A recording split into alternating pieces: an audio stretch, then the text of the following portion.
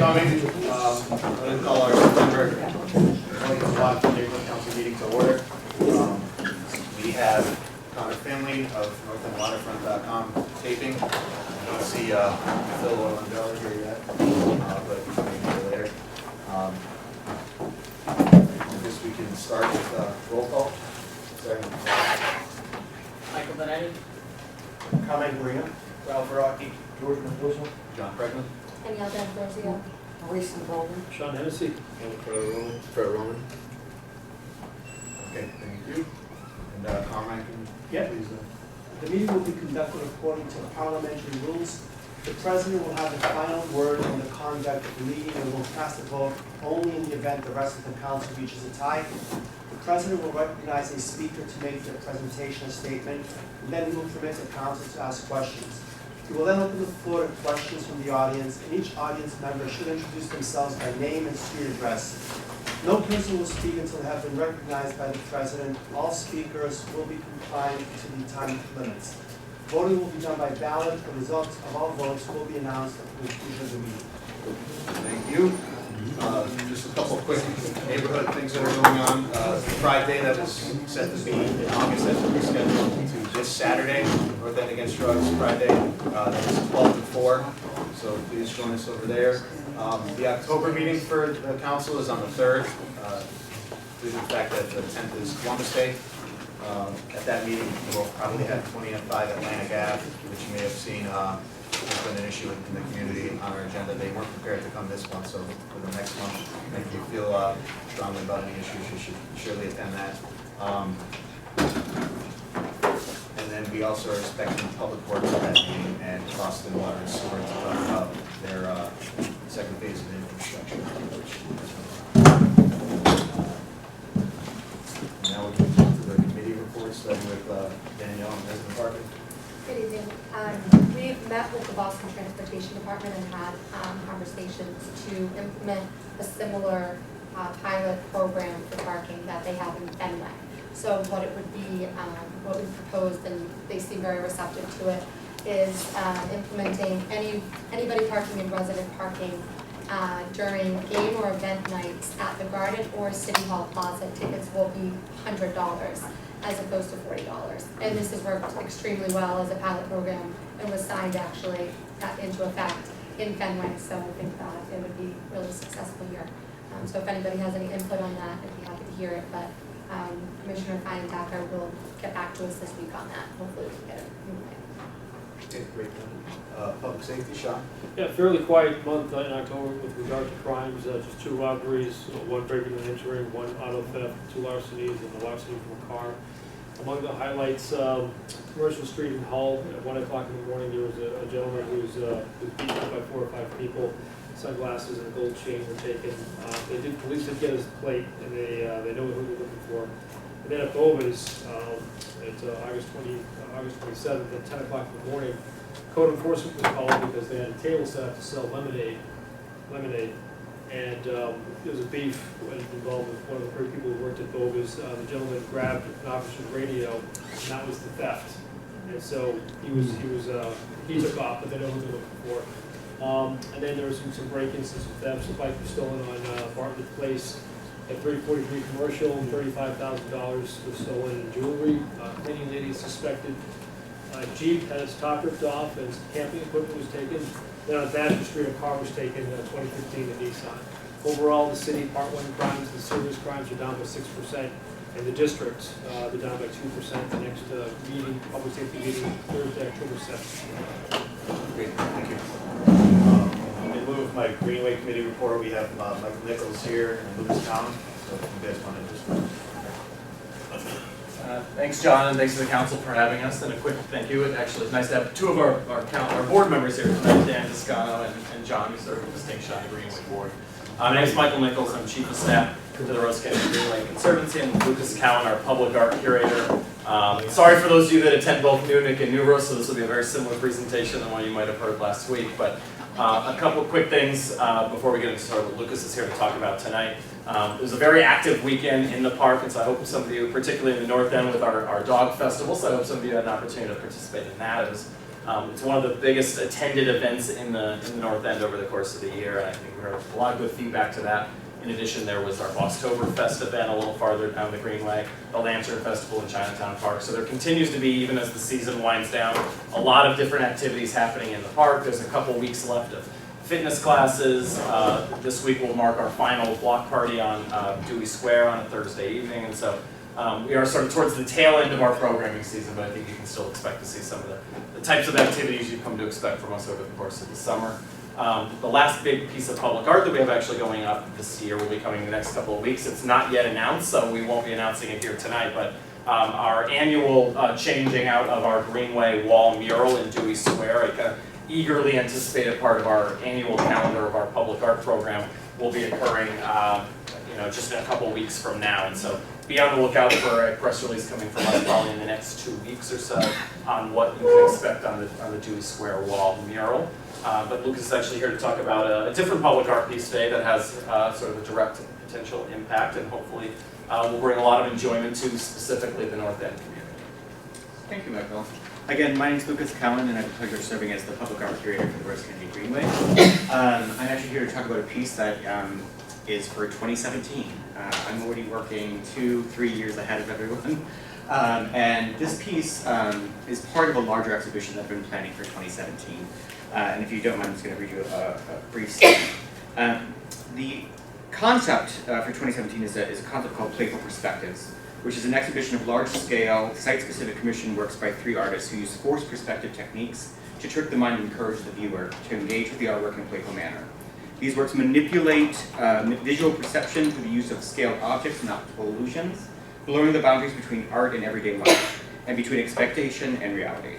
By inserting these works into the spaces that thousands of people pass through in the course of the daily routine, I'm hoping that the exhibition basically monumentalizes the mundane, from us going from point A to point B, specifically for those of us that live and work along the Greenway.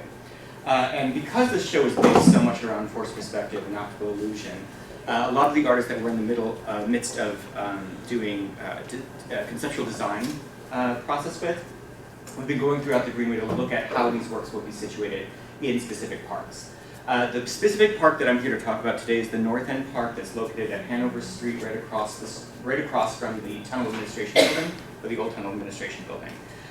This park space, the green space, is actually around 6,000 square feet, and this specific art piece is going to affect about 450 square feet of that park space. The work is actually by a young mid-career artist named Meredith James, and the piece is an optical illusion called an Ames Room. From a distance, the sculpture looks like an off-kilter trapezoidal garden, but when you look through a camera from the viewfinder in front of the piece, the painted garden appears perfectly symmetrical with people standing inside the sculpture, and they appear to be radically different sizes. In this piece, both the viewer and the people inside the sculpture become part of the larger installation, and the sculpture itself becomes a kind of stage or vessel for these actions.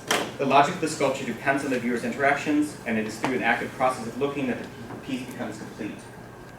And so you can kind of see this is what you would look at through the viewer that is part of the artwork. The piece is actually shaped in a trapezoidal, off-kilter stage setting. So it goes from about 22 feet on one side to 9 feet to 12 feet at its widest point.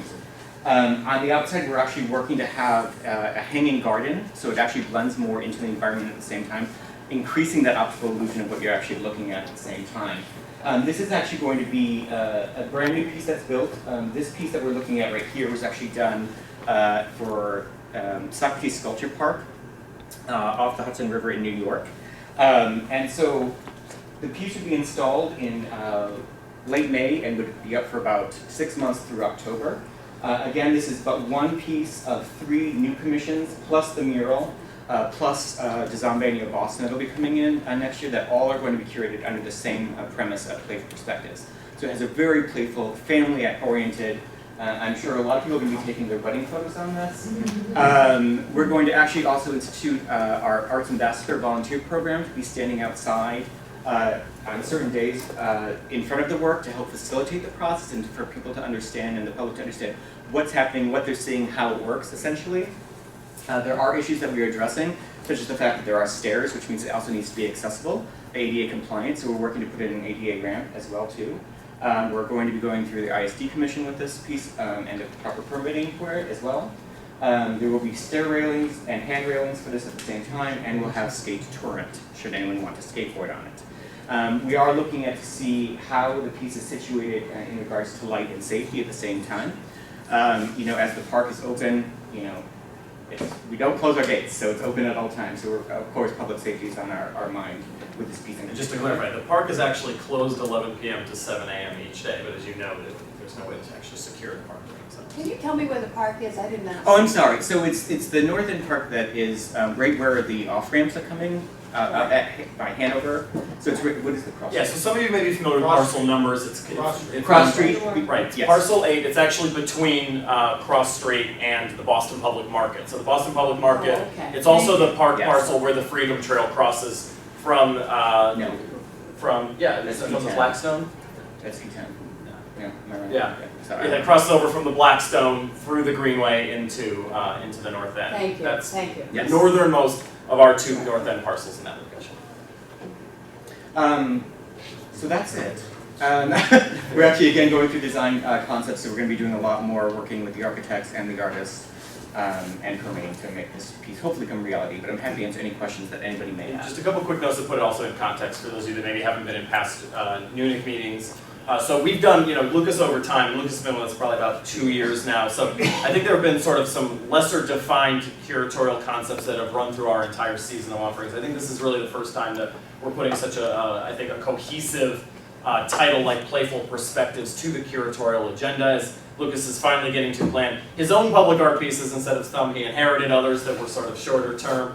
I think we're really excited about giving him the opportunity to kind of curate an entire season under a similar theme. The other thing I do want to emphasize, since this is a question that we do get asked a lot, the Greenway Public Art Program is entirely funded through private donations. We do not use any of the state tax dollars that go to pay for the horticulture and maintenance of the park. So the state dollars that are given to the Conservancy to manage the horticulture and maintenance of the park cannot be used on any of the programmatic elements that we bring to the park. So they cannot be used on sort of the staff salaries on the programmatic side, our programs team, which run our 300 free events, our public art program, along with any other sort of additions to the park beyond just the horticulture and maintenance. So we seek private funds for each of the public art pieces we do. The only time there are ever public funds in there are where they're actually competitive public art grants. So this is something that we are only able to do through the seeking of private funds from individuals, corporations, and grants. Yes. Just a question, that park has a lot of grass, is that going to be on grass or on a paved? It will be on the grass, actually. And so part of this is also, once the artwork does come down, there is a remediation aspect to it, which we'll be having to replant the grass, because it will be sitting on the grass at that point. We did look at the study of what the difference between P10, which is the northernmost part of the park, versus P8, where this is going to be situated in, and the usage of those two parcels. P10 is larger. This piece, and people to sunbathe and play more frisbee and ball there, versus this other park system. The other reason why P8, I'm sorry if I keep calling it P8, but the park system was chosen is because we've actually looked at 3 different areas where we could situate this, but because of the ways the walls are, the optical illusion to work, it needs an open back sky area.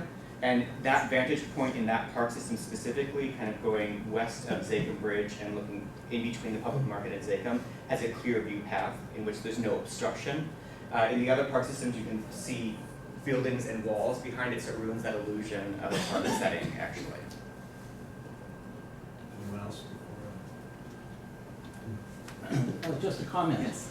There was a historical precedent for this. 350 years ago, Borromini and Palazzo Spada in Rome. I encourage everyone to Google Palazzo Spada and the perspective. And I have something for you. I was looking for your email address. I don't have it yet, but you can have it in person. Thank you so much. I appreciate you bringing You're this. Any other interesting facts? Thank you, gentlemen. Thank you very much for having us. Thanks, everyone. Before we get to the local elected officials, Phil, can you please provide an update on the nursing home steering committee? As our Sure. unit representative? Thank you. For those of you who don't know, in the wake of Department of Healthcare's announcement that they were going to close the North End nursing homes, the steering committee of North End activists was organized by Representative Aaron Mikowitz to coordinate a neighborhood response. Working closely with Representative Mikowitz, City Councilor Sal Lamatina, Senator Joe Boncore, and the Mayor's office, the steering committee, which includes myself, fellow NEWNC member, Marisa Moley, as well as Victor Brown and some other people who are in the room tonight. I was very active over the summer consulting with legal professionals, reviewing relevant legal documents, and meeting with government officials, including Brian Golden, the director of the BRA. As some of you may know, there is a land disposition agreement in place, an LDA between the BRA, which granted the land to Partners' predecessors, that mandates that the property be used as a nursing home. The BRA indicated to us during our meeting, and I wrote it down just to be very clear with the wording of it. The parcel has an LDA that restricts use to nursing home, and that should remain. We don't anticipate giving relief, and no one is entitled to the LDA being modified. A formal request to remove the LDA requires a city council hearing and a vote by the board of the BRA. To be clear, they haven't filed anything yet, either Partners or a potential buyer, so that process hasn't officially begun yet, although they have reached out to the BRA and started conversations. But again, the BRA is taking the position that the LDA exists and will remain in place. These LDAs are powerful, and they're empowered through the BRA's urban renewal zones, which were recently renewed for another 6 years through the city council. There are steps the council can take during the next 6 years to ensure that these existing LDAs, including this one, continue to bind even if the urban renewal zones go away. And given the importance of these legal questions, City Councilor Sal Albertine is holding a hearing tomorrow night in the City Council chambers on the 5th floor of the City Hall at 6 p.m. To discuss this matter. He can speak more about that, but on behalf of the North End Nursing Home Steering Committee, I urge all North End residents to come and show support in this effort. The BRA will testify on the record about some of the things we're talking about, and Partners has also been invited to testify at the hearing as well.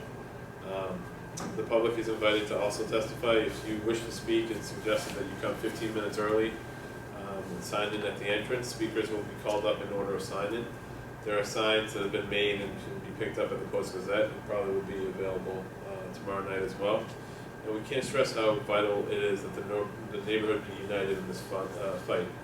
And coming tomorrow, even if you don't wish to testify, is the best way to show support that the North End community will not allow this property to be used for anything else but a nursing home. We hope that the unity between the neighborhood and City Hall is clear to any would-be developers interested in purchasing the property, and we are hopeful that Partners will find a successor to continue operation as a nursing home.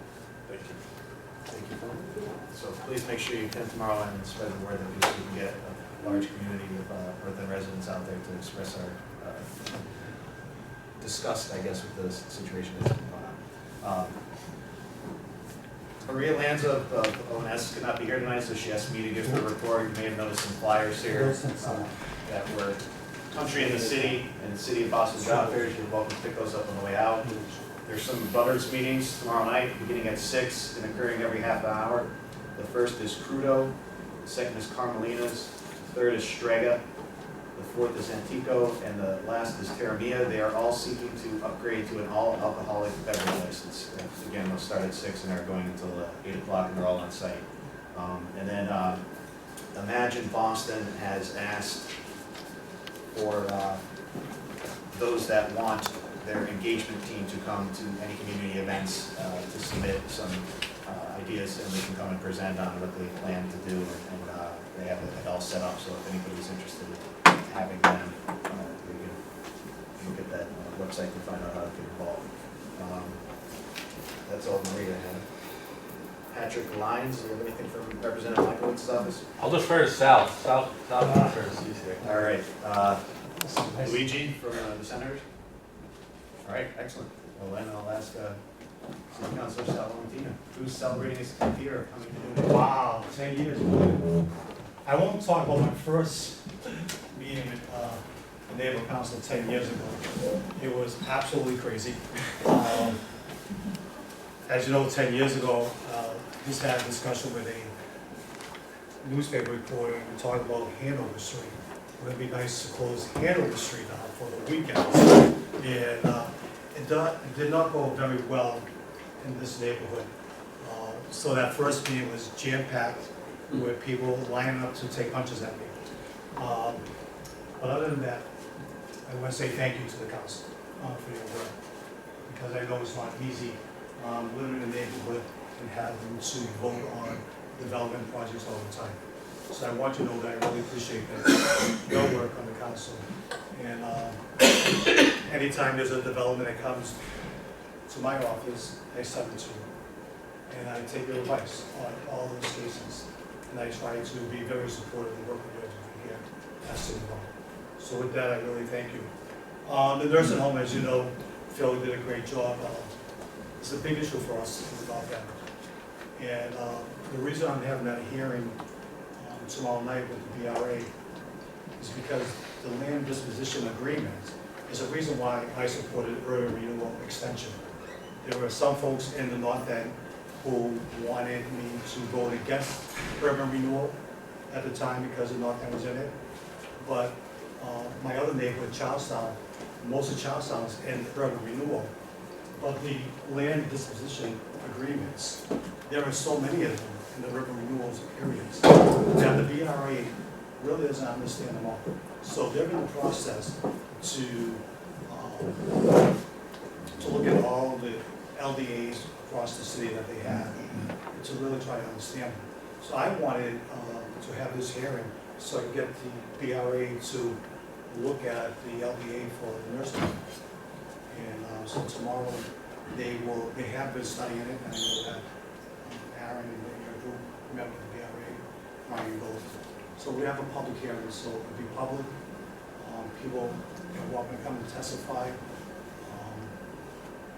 But I have been talking to a lot of people in North End. It's a sad thing when you don't have a nursing home to visit your family. And it's very nice to tell people all the time, so in North End, we're fortunate because we can walk to the nursing home. So you visit your family.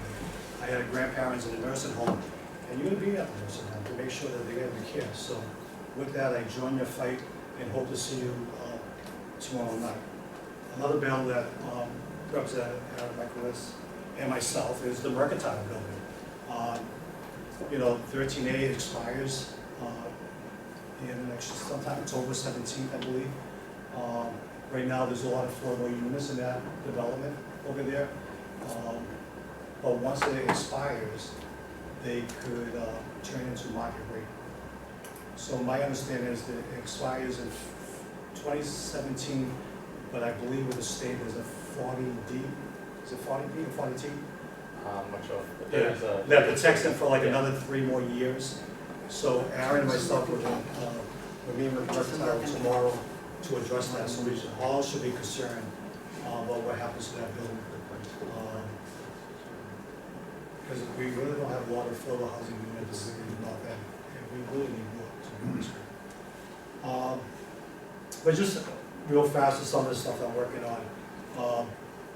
As you know, in the budget, I got $100,000 to do a study. I think it's about time that North End gets a new recreation center.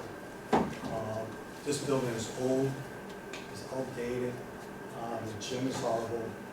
We need a new building in North End. And with all the tax money that we raise and the rest of the taxes, I think that we deserve a recreation center. So we're going to do a study, Department of Neighborhood Development. Hopefully the community will be involved in that for a location where we're going to be. I have a couple ideas, but I'd like to hear it from you folks. The parking pilot in Fenway was very, very successful. And I would love to really look at that, see if we can expand that in the North End. Because hopefully that will discourage people from coming into North End, because that's what happens. If there's a game, they come here first, to see if they get a parking spot, they go to dinner, and they leave their vehicles there. It's $40, it's cheaper than parking at the garden. So we'd like to support you on that. I think that's it could work. What else are we working on? Public safety, I went to the public safety meeting and Sean did a good job in your report. I just wanted to let people know, you need to call 911. All right. There's some issues going on in this neighborhood, but I need backup. So if there's loud parties at nighttime, things going on, please call 911. After that meeting, I did talk to the commissioner in regards to the gangs of kids. And, they're here for the summertime, all along the waterfront. At St. Anthony's Feast, there were hundreds lot of kids, teenagers on the waterfront. I'm hoping in the next couple of weeks that we won't see those kids. But I did talk to the commissioner. If they're there, I want the gang units to go in there and get the kids out of there. And I also talked to them about getting us additional resources here in the North End. We are fortunate. I want to thank Suffolk University because they have that extra detail, as you know, on the weekends. They're very helpful. We can control the students. I mean, the first couple of months, you know, they just moved here, but Suffolk University has been doing a lot. And they, if a kid is bringing up, they have to go see the dean, discipline over there. And I have to be honest with you, since we started the Problem Property Task Force, and we started this probably like almost 9 years ago, there were a lot of issues in the North End and Beacon Hill, and we have less issues with the students, more issues with the young professionals, but less issues with the students. So that's been very helpful with that. The Prado, as you know, there was leftover money this year for the snow budget. So we're looking to do some major renovations in the Prado. I know there's a big celebration. Victor, when's that big celebration for the Old Church? So we're hoping to get into that before the bicentennial. Not, when is it? The free Close. Yeah, it's coming up in a couple of years. But we're going to do the Prado all over again. So I'm very happy about that. But some of the things I'm going to be working on this term is water transportation, ferries. We have a beautiful Boston Harbor. And the Boston Harbor is our backyard, or our front yard, depending where you live on the harbor. And I look at it, that my district, particularly East Boston, Charlestown, North End, we should be visiting each other's neighborhoods. We have some beautiful parks on our waterfront. East Boston has a beautiful Pierce Park, the Presley Park, and a greenway, which takes you right to a beach. Charlestown has some nice medieval park on the waterfront. Christopher Columbus Park is a beautiful park.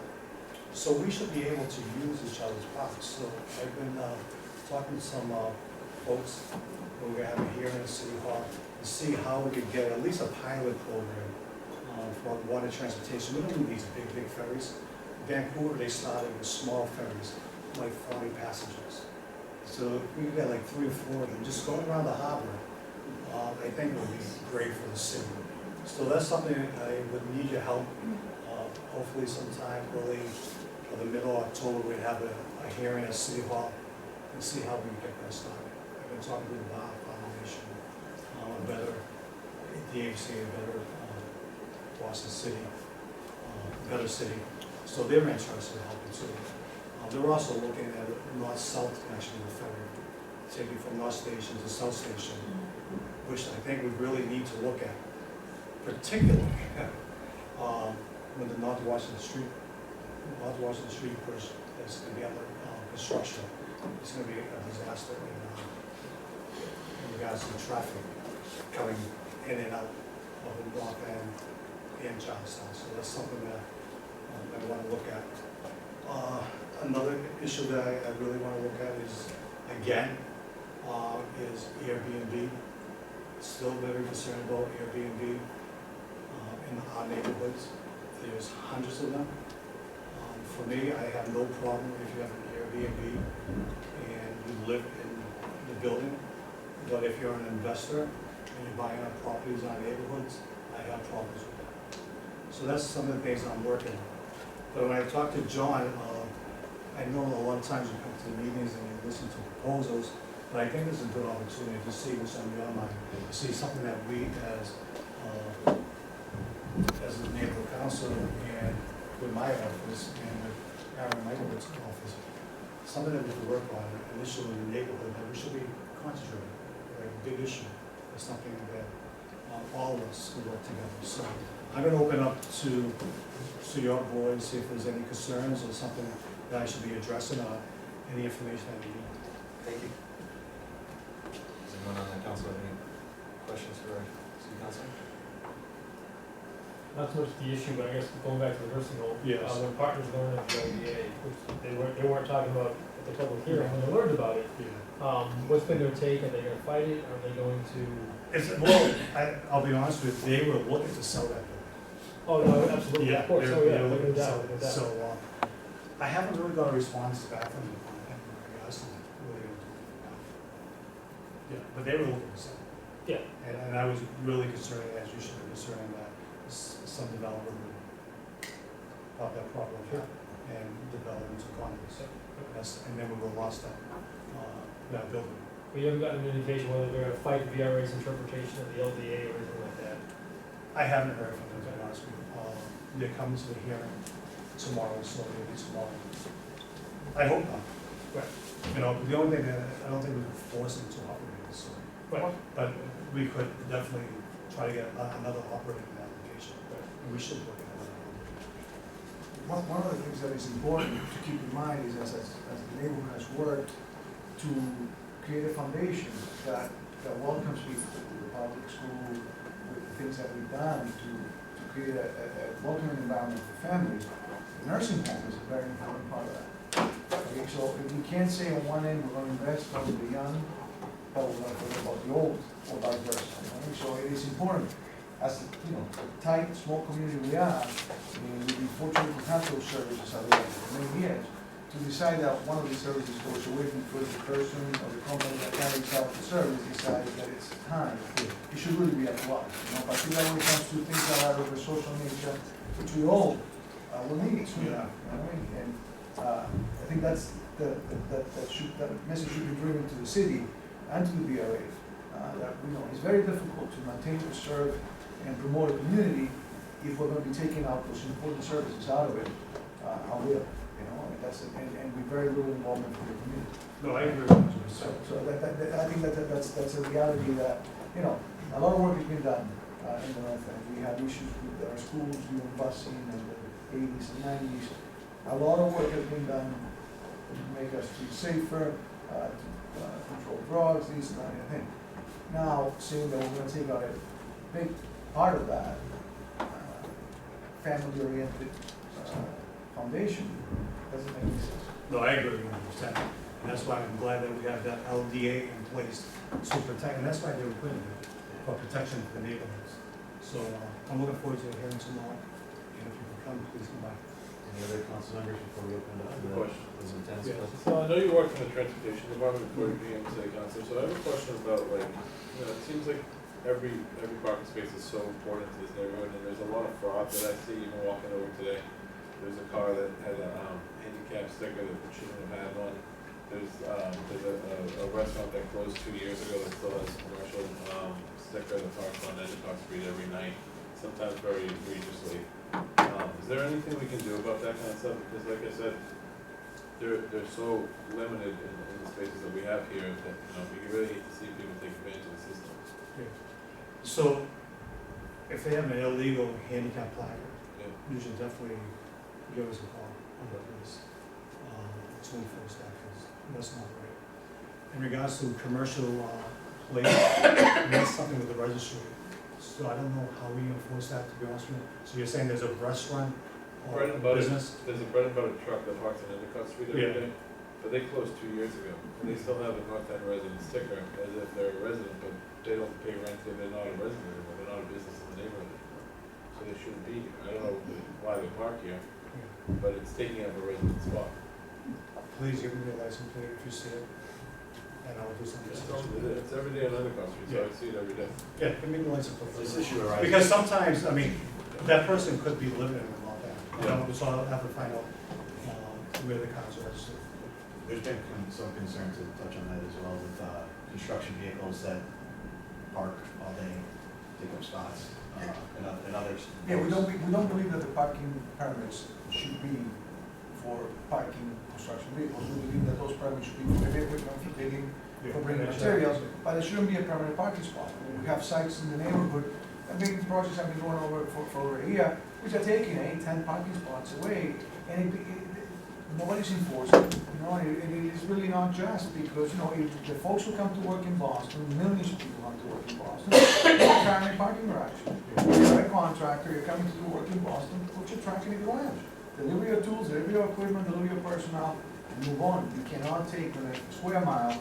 Right now, we have to have at least 50 parking spots that are taken out by construction trucks. You know, and you know, and it's not construction trucks delivering materials and tools, it's construction trucks parked for the day. And nowhere can do that, you know, and we should be able to do it. All right. Did you say the commissioner's coming to a meeting over here? She's not. Yeah. All right. No, I met with them on Yeah. Friday, so she's reviewing. All right. But we'll definitely, I can take that back. It's a simple issue, you know, and the same people that are enforcing regular parking should be enforcing construction. But I believe the commercial vehicle will park which laws. No, I understand, but the issue is, again, Yeah. the curbs are granted for delivery of materials, digging, construction work that requires the curb, not for parking. They're being used for parking. They shouldn't be used for parking. Anyone in attendance have any questions for our council? Nursing home.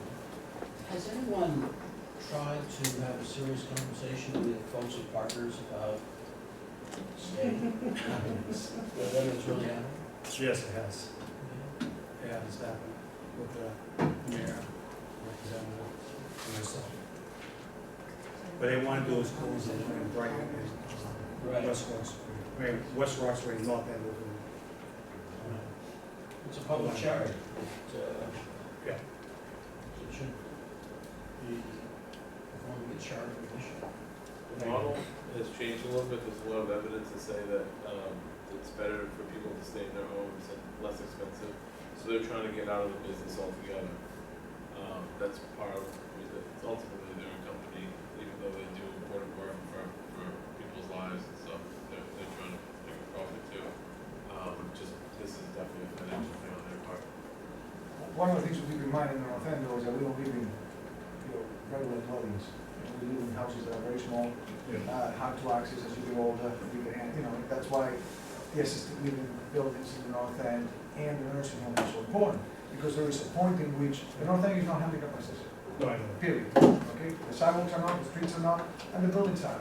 So when your elderly folks age, and they can climb 3 flights of stairs, or they can use the facilities in the building because it's much smaller, they need to be housed in a nursing home. And Partners is not going to do a study that proves against their plan. Partners is going to do a study, or pay for a study that helps them promote their plan, you know? And the reality of the fact is that I don't know how many families can afford to keep their elderly at home, and it becomes an issue of whether or not you can provide them the service they need. The cases of folks that are going to the nursing home here are cases in which they require medical care on a regular basis. They cannot be taken care of at home. You know, it's not just somebody who's aged, it's somebody who has disability, who has age, or has some sort of therapy that they need to gain, like dialysis, that type of thing. So,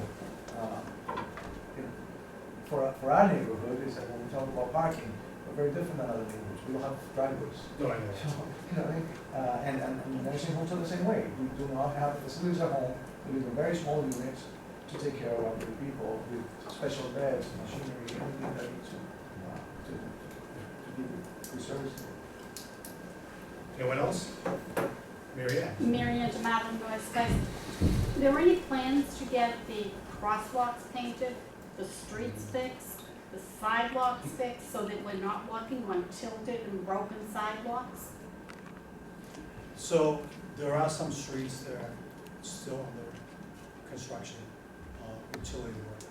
So once utility is finished, we're supposed to go in there and repaint. There will be some work done in the North End, I could probably get this week. But in regards to sidewalks, we pick and choose sidewalks. We don't do all the streets unless it's reconstruction of the whole street. What about the crosswalks? Um, You can hardly see them. Yeah. They need If to you have be locations, repainted. I will be glad to How talk about to every location Stephen in the North Passantilli. End? Yeah.